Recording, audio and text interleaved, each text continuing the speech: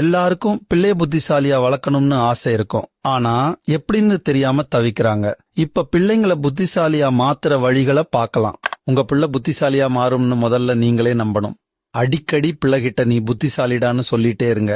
இந்த வார்த்தை பாசிட்டிவா அஃபெக்ட் பண்ணும், கான்ஃபிடன்ஸும் கொடுக்கும். பிள்ளைங்க தாங்களே சாப்பிடுற வயசு வந்தப்புறமும் ஊட்டி விடுற பழக்கத்தை நிறுத்துங்க. வலது கையால சாப்பிடவும் இடது கையால தேவையான சாப்பாட்டை எடுக்கவும் கத்து கொடுங்க. சாப்பாட்டை கையால பிசைஞ்சு சாப்பிடுறது ஒரு எக்ஸசைஸ் மாதிரி பிரெயின் டெவலப்மெண்ட்டுக்கு ஹெல்ப் பண்ணும்.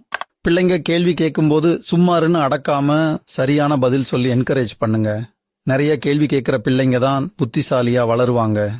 மொபைல் போன், கம்ப்யூட்டர் கேம்ஸ்ல 2 விரல்களை மட்டும்தான் யூஸ் பண்ணுவாங்க.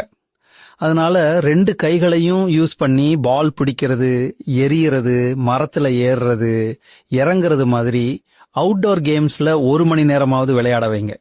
படிப்பை பிள்ளைங்களுக்கு சேலஞ்சா மாத்தாம ஹாப்பியா இருக்கிற மாதிரி வச்சுக்குங்க. கத்துக்கிறது தான் முக்கியம். மார்க் செகண்டரின்னு புரிஞ்சா படிப்பை பத்தி டென்ஷன், பயம் வராது.